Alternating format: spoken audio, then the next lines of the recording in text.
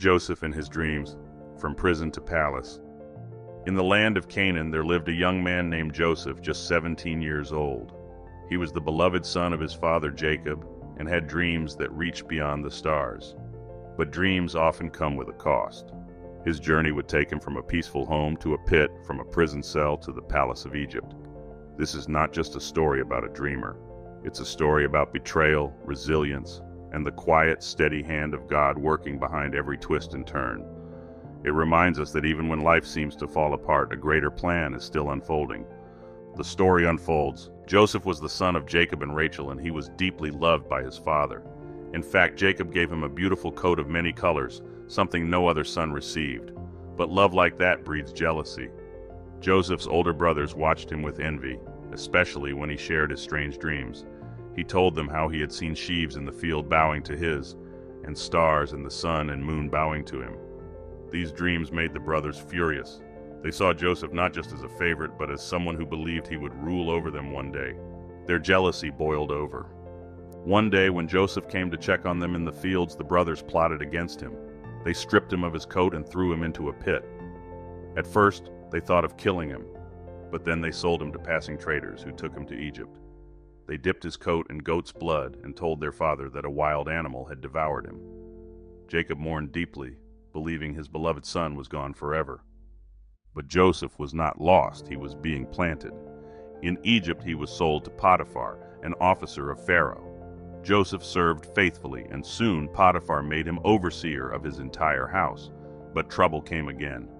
Potiphar's wife falsely accused Joseph of wrongdoing, and though innocent, he was thrown into prison. Even in prison, Joseph remained faithful. He helped fellow prisoners and interpreted their dreams. One of them, Pharaoh's cupbearer, was restored to his position and promised to remember Joseph. But 2 years passed in silence. Then Pharaoh had a dream, strange and troubling. No one in his court could explain it. That's when the cupbearer remembered the Hebrew prisoner who could interpret dreams. Joseph was brought before Pharaoh, and with God's help he explained the meaning. 7 years of plenty would be followed by 7 years of famine. Joseph's wisdom impressed Pharaoh so much that he appointed him second in command over all of Egypt. From prison to palace, Joseph's journey had been long and painful, but it was never without purpose. During the famine, Joseph's brothers came to Egypt seeking food. They did not recognize the powerful man before them as their younger brother. Joseph could have punished them. Instead, he tested their hearts and eventually revealed his identity. He wept. He forgave. He told them, "What you meant for evil, God meant for good." Joseph brought his family to Egypt, saving them from the famine. The very dreams that once stirred jealousy became the path of rescue. Reflection points. The hidden purpose in life's detours. Life often brings us to crossroads we didn't choose, down roads that feel like detours, and through valleys we never planned to walk.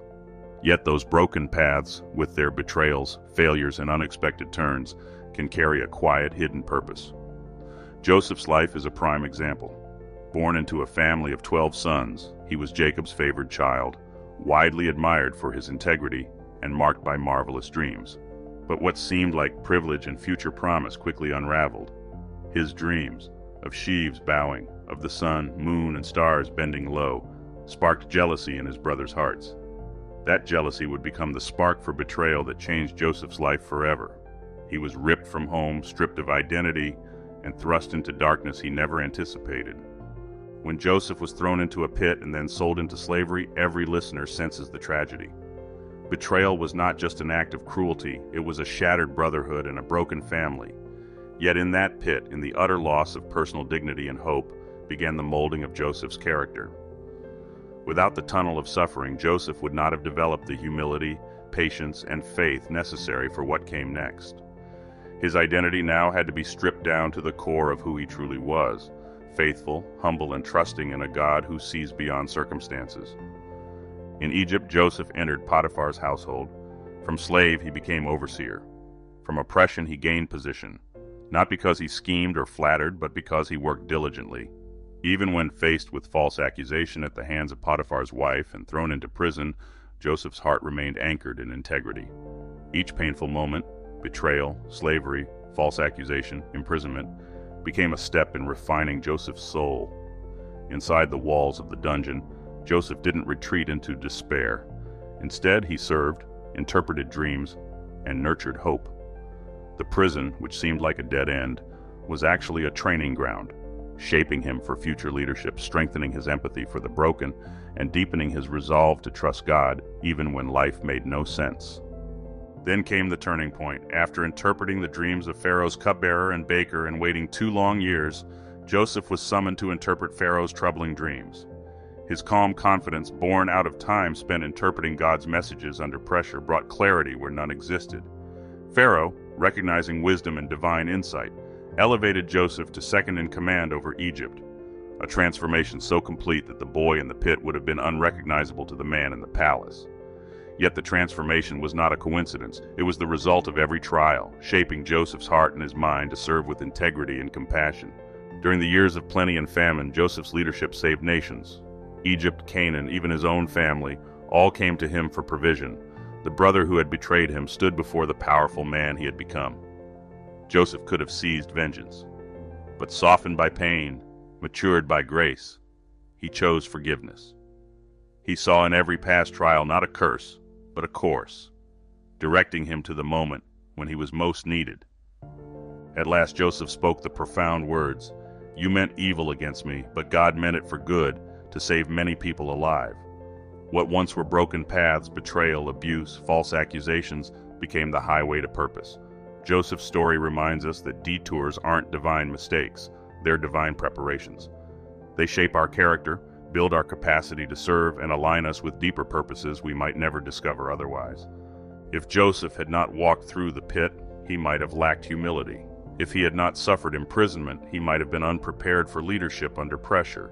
If he had carried bitterness instead of forgiveness, he could not have healed a broken family. His entire journey, detours, delays, deserts, served a grand design. God doesn't waste our wounds. Instead, he often transforms them into platforms for healing, grace, and greater purpose. 2. Forgiveness breaks generational pain. Joseph had every reason to hate his brothers, but he chose mercy. In doing so, he healed what hatred had broken. Forgiveness doesn't erase the past, but it can redeem it. Rainbow conclusion. Joseph's story is not just about rising from nothing to greatness.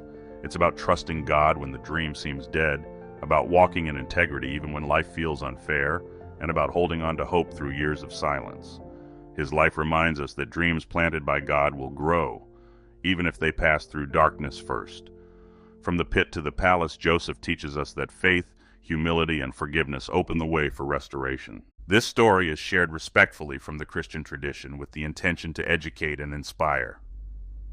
Like and share if you enjoyed the video. Subscribe for more Bible stories.